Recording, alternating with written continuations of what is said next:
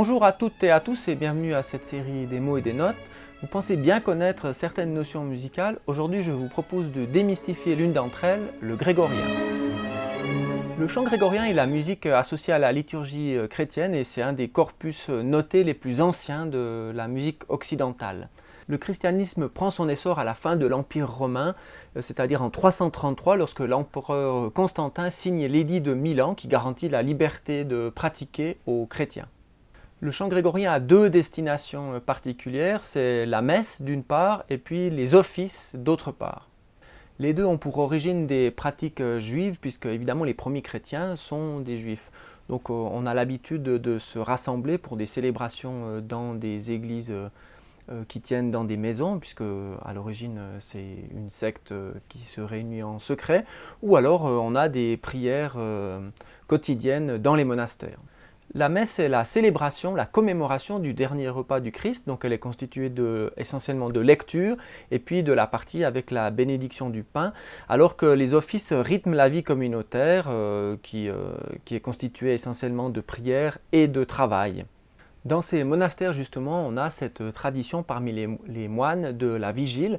C'est une pratique qui consiste à passer la nuit éveillé en récitant des textes sacrés. Donc ici, on va réciter des psaumes et les chanter d'une certaine façon. C'est ce qu'on appelle la psalmodie.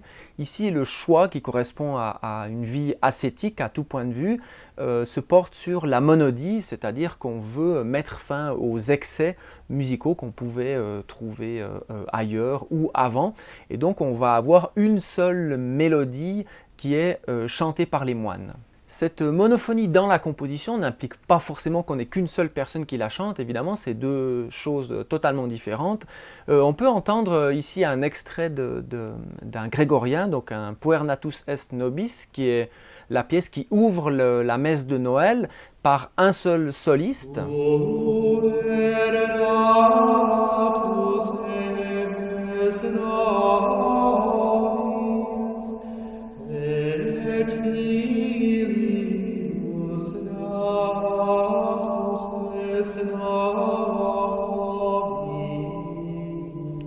Et puis ici, toujours la même mélodie, mais chantée par une assemblée, par un chœur de moines.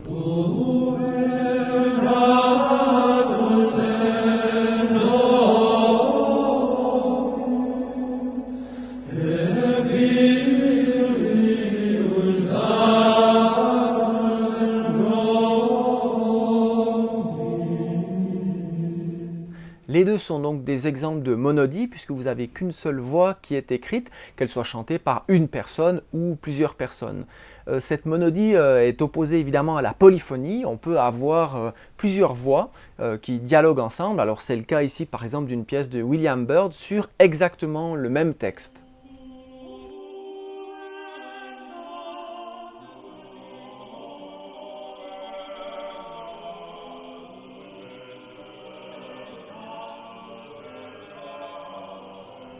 Ces offices quotidiens qui rythment donc les différents moments de la journée monastique connaît un développement à partir du VIe siècle, notamment sous l'impulsion de Saint Benoît, qui va rédiger un document qui s'appelle la Regula Monocardum pour le monastère de Monte Cassiano, donc, où il est retiré. Et donc à partir du VIe siècle, on va avoir un cycle liturgique qui répartit les lectures de la Bible en 8 moments dans la journée. Et donc on va avoir les fameuses 8 heures canoniques. Alors vous voyez ici les différentes heures de la journée. Donc vous avez les matines qui se trouvent après minuit, les laudes qui sont au lever du jour, et puis ensuite vous avez les petites heures, donc prime, tierce, sexte, none, c'est la première heure, et puis ensuite 9 heures, 12 heures, 15 heures. En début de soirée, vous avez les vêpres, et puis avant de se retirer pour la nuit, vous avez les complis. Les textes et les mélodies de ces différents offices suivent ce qu'on appelle le calendrier liturgique, dont le but est de permettre une rotation de tous les textes saints sur une année. Et donc évidemment, pour chaque occasion, vous avez un texte et une mélodie particulière.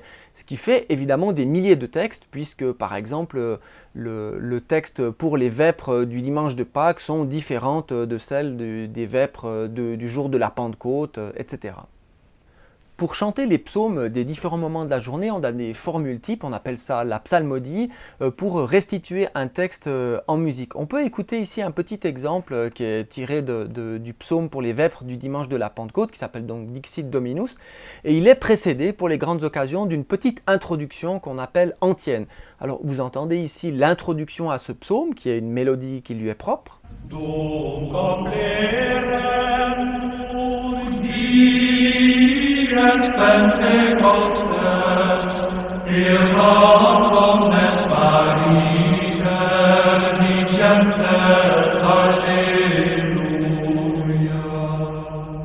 Et puis vous allez entendre par la suite cette fameuse psalmodie, ici sur le premier verset qui présente une formule type. Dixit Dominus Domino meo, celea dextris meis. Et cette formule type sera appliquée au verset suivant. Alors ici c'est sur le deuxième verset.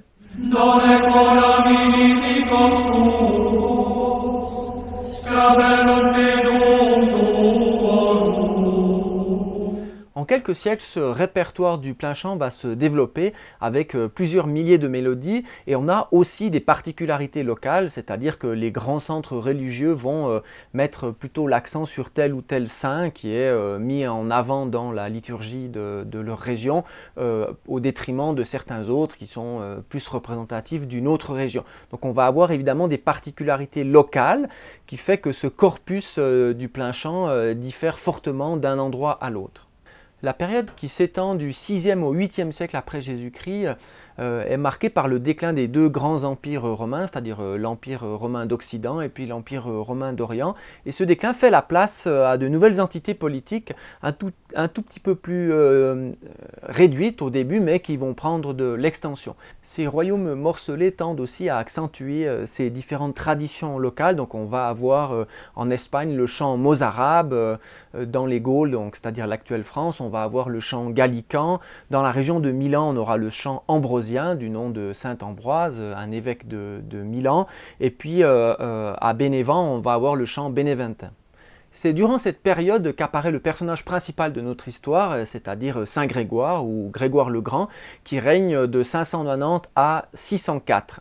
Il donne donc son nom évidemment au chant grégorien, mais on va voir que cette histoire-là, c'est un mythe qui est créé à peu près 2 siècles et demi plus tard. Dans le royaume des Francs, on a la dynastie des Mérovingiens qui est en train de s'éteindre progressivement et qui va être remplacée par une nouvelle dynastie qui est celle des Carolingiens. Le premier protagoniste de cette lignée, c'est Pépin le Bref, qui est donc le fils de Charles Martel et le père du fameux Charlemagne. Vous avez successivement donc Pépin le Bref, Charlemagne, Louis le Pieux, et puis après le partage du royaume en 3, vous avez Charles le Chauve. Notre histoire commence donc avec un roi franc, Pépin le Bref, et puis un pape, Étienne II. Au nord de l'Italie, le royaume lombard menace assez fréquemment le pape et donc dans le milieu du 8e siècle, on a la ville de Ravenne qui est prise par les Lombards et puis ces Lombards menacent de s'établir jusqu'à Rome, menacent de prendre Rome. Pour faire face à cette situation, Étienne II organise un voyage, fait un voyage avec toute une série de cardinaux au nord pour aller s'enquérir auprès de Pépin le Bref d'une protection militaire. À cette occasion, le chœur de Étienne II, qui s'appelle la Schola Cantorum, accompagne le pape au nord et Pépin le Bref découvre la richesse et s'émerveille devant ce chant romain. Pépin le Bref vient en aide au pape, repousse l'envahisseur et puis est couronné roi des Francs par le pape et a cette idée de vouloir installer la liturgie et le chant romain dans son royaume. La paix est de courte durée puisqu'en 773 déjà, une nouvelle attaque des Lombards oblige le successeur de Pépin le Bref, c'est-à-dire Charlemagne, à reprendre les armes et cette fois-ci à conquérir l'entier du royaume lombard qui va faire partie du nouvel empire. Au terme de ces conquêtes, Charlemagne possède un immense royaume qui va s'appeler le Saint-Empire romain, puisque Charlemagne est couronné par le pape le jour de Noël de l'an 800. Vous voyez ici une évolution assez spectaculaire du royaume des Francs avec des conquêtes qui vont toucher quasiment toute l'Europe occidentale. Pour régner sur un territoire aussi vaste que celui-ci, il est nécessaire évidemment d'imposer l'unité dans le royaume. Alors il y a différents moyens utilisés. Donc il y a évidemment une unification de l'administration, de la loi aussi, mais de l'architecture et puis de la culture en général qui va servir d'outil de propagande, d'outil d'unification pour créer une sorte de nation carolingienne. Afin de former toute une nouvelle génération d'administrateurs, Charlemagne invite en 781 à Aix-la-Chapelle un intellectuel anglais qui s'appelle Alcuin de York, et c'est lui qui va lancer l'idée d'une formation basée sur le modèle ancien, hein, gréco-latin, des arts libéraux. Donc on a 7 disciplines, les 7 arts libéraux avec le trivium, donc c'est la grammaire, la logique, la rhétorique, et puis le quadrivium, une sorte de deuxième cycle qui contient l'arithmétique, la géométrie, l'astronomie et la musique. Charlemagne, en s'alliant au pape, veut centraliser évidemment l'autorité temporelle et l'autorité religieuse. Pour ce faire, il va imposer la liturgie en vigueur à Rome sur tous ses territoires. Et donc le 23 mars 789, il va promulguer ce qu'on appelle l'Admonitio Generalis, qui interdit ou qui supprime le chant gallican, c'est-à-dire le plein chant qui était en vigueur dans les contrées du nord de la France, au profit de la liturgie romaine. Pour uniformiser les textes liturgiques, la tâche est relativement facile. On fait venir des livres copiés de Rome, mais pour les mélodies, c'est un autre problème. L'idée de base, c'est de faire venir des cantors de Rome dans tous les grands centres religieux de l'Empire. Évidemment, ces cantors ont ce répertoire mémorisé en tête, puisqu'on n'a encore pas de notation musicale, donc tout le répertoire voyage par cœur dans la tête de ces cantors. Évidemment, ces cantors romains sont la plupart du temps mal accueillis dans ces centres qui ont déjà des traditions liturgiques assez fortes. Et puis l'autre problème, c'est évidemment que la transmission orale ne fonctionne pas toujours très bien. On peut avoir des déformations, des trous dans certaines pièces. Bon voilà, il n'y a pas un résultat autant optimal que si la transmission se faisait par écrit. Pour pallier à ces deux problèmes, on propose deux solutions. La première, c'est évidemment la notation musicale qui va être inventée dans ces années-là et pour cette raison-là. Et puis la deuxième solution, c'est le mythe de Saint Grégoire. Alors, je l'ai dit tout à l'heure, le pape Grégoire règne autour de 600, donc bien avant notre histoire évidemment. Puis il est connu dans les écrits des pères de l'Église pour avoir commenté des textes extrêmement difficiles de la Bible. Pour réussir l'exégèse de ces textes compliqués, il a été aidé. Il a été aidé directement par le Saint-Esprit ou par Dieu, c'est comme on voudra. Donc on représente très souvent cette figure de Saint Grégoire en train de décrire ses commentaires. Et puis sur son épaule, on a une colombe qui représente donc le Saint-Esprit qui lui dicte en réalité les commentaires de ces textes. Cette histoire est bien connue de la cour carolingienne puisqu'on y trouve beaucoup d'intellectuels anglais qui y sont actifs. Et puis Saint Grégoire a une importance particulière pour les Anglais justement parce que c'est lui qui a envoyé les premiers missionnaires pour christianiser l'île.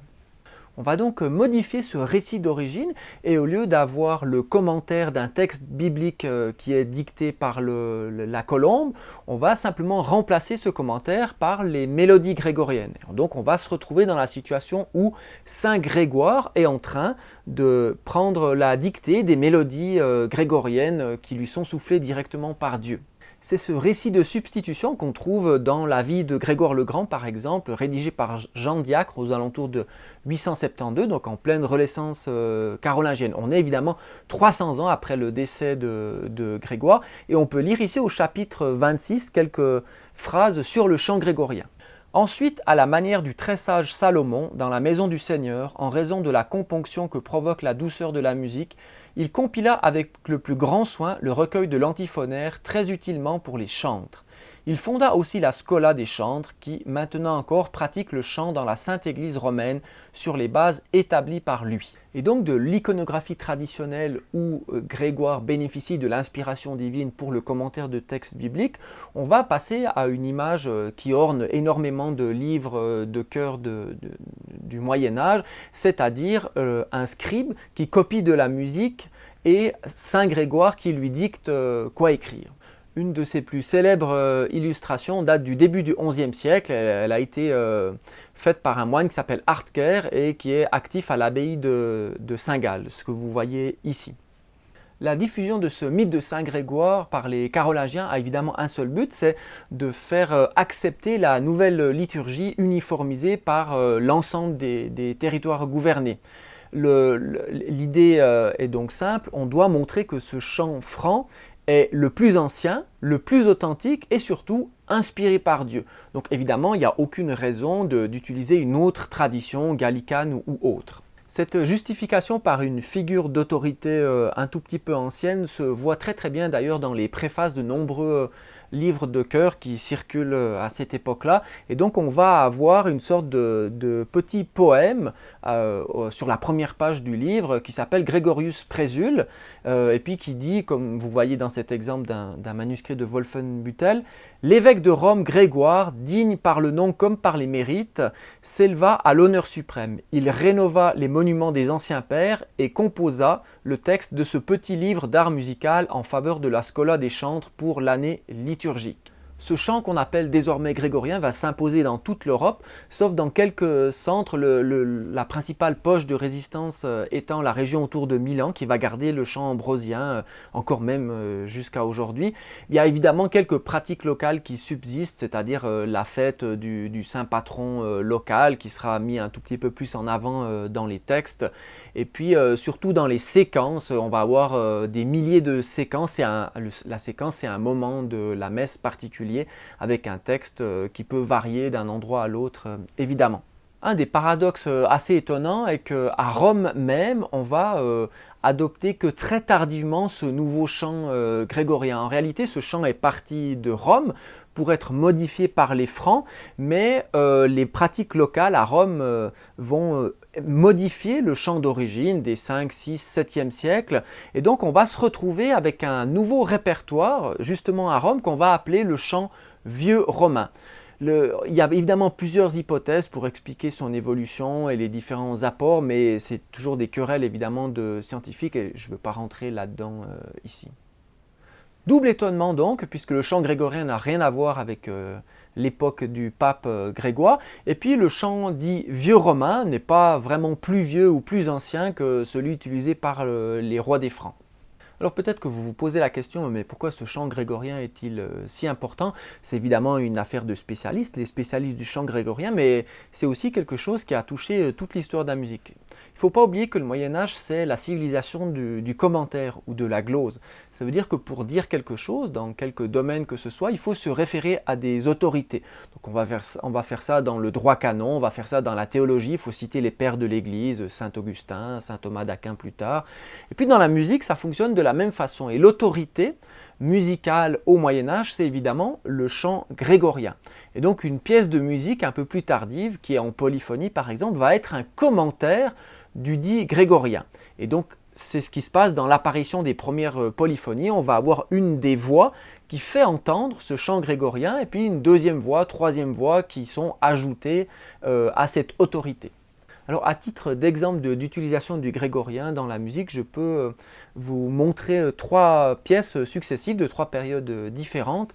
Alors évidemment, durant le Moyen-Âge, on va avoir très souvent une des voix qui fait entendre ce fameux grégorien. C'est le cas dans l'école de Notre-Dame vers le IIIe siècle, donc Notre-Dame qui fait référence à l'édifice parisien. Vous allez avoir une des voix qui tient très longtemps une des notes dans ce qu'on appelle un organum, et puis les autres voix vont faire du commentaire, de la polyphonie au-dessus de celle-ci.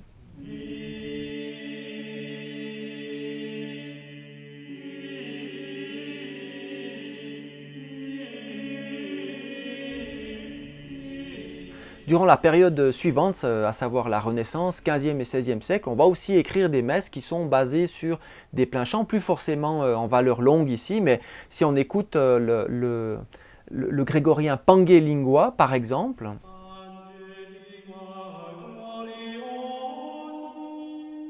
Josquin des Prés va composer une messe entière en citant cette mélodie à plusieurs voix avec une sorte d'écriture qui commence un peu comme une fugue. Chaque voix fait entendre cette mélodie grégorienne et puis au bout d'un moment vous avez évidemment toute la polyphonie qui se déploie.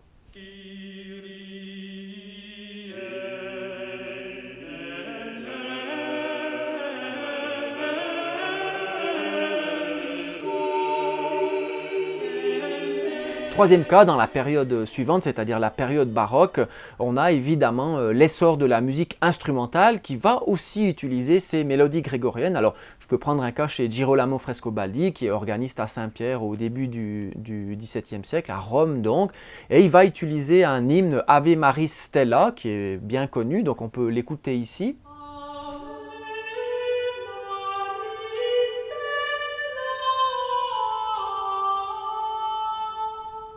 Et puis on peut écouter la version instrumentale, donc à l'orgue, que produit Frescobaldi sur cette mélodie.